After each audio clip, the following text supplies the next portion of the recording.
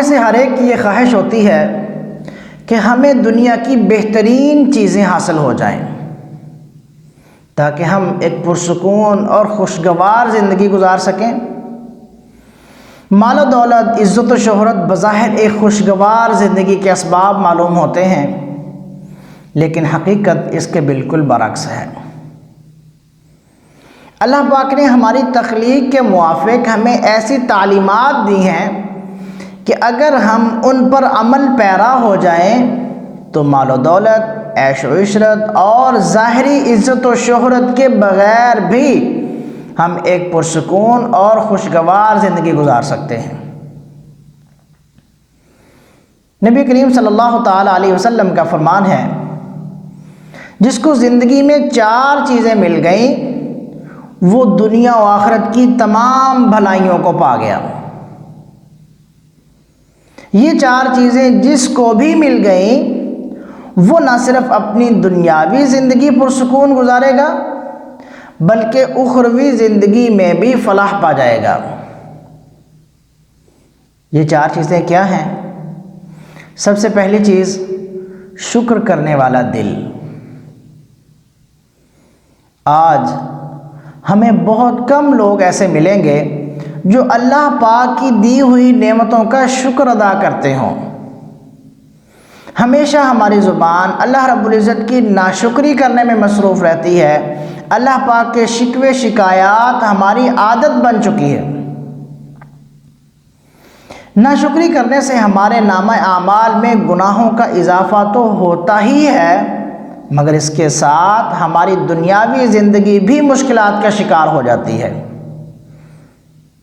دراصل ناشکری کرنے سے ہمارے ذہن پر منفی اثرات مرتب ہوتے ہیں، جس کا نتیجہ یہ نکلتا ہے کہ سب کچھ ہونے کے باوجود ناشکرا انسان کبھی خوش نہیں رہ سکتا، ہمیشہ ذہنی تناؤ اور ڈپریشن کا شکار رہتا ہے۔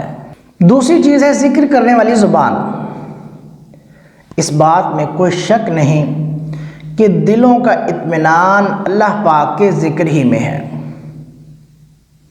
زیادہ بولنا کئی گناہوں میں مبتلا کرتا ہے، جن میں غیبت اور تہمت بھی شامل ہیں۔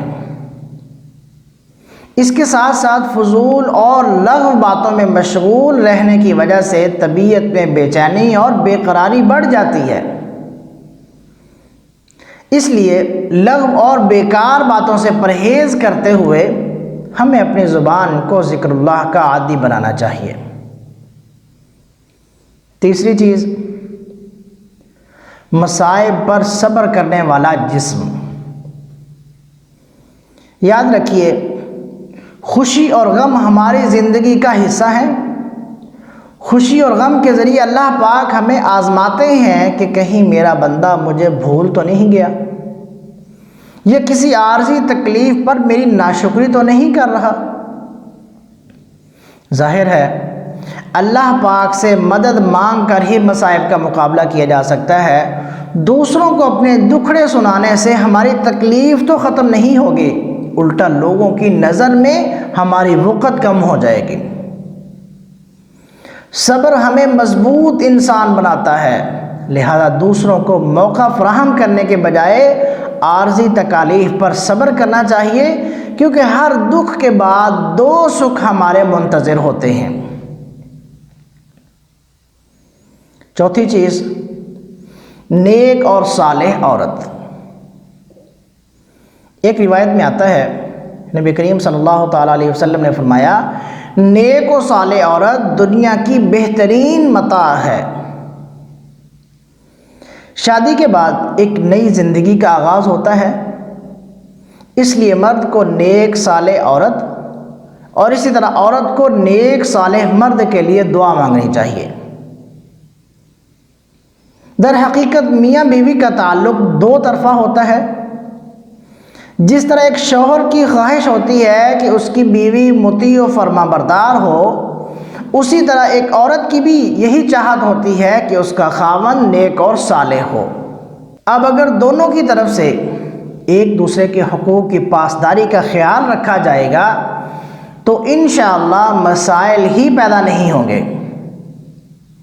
اسلام میں جہاں شوہر کے حقوق کی بات کی گئی ہے وہاں بیوی کے حقوق کی طرف بھی سختی سے توجہ دلائی گئی ہے۔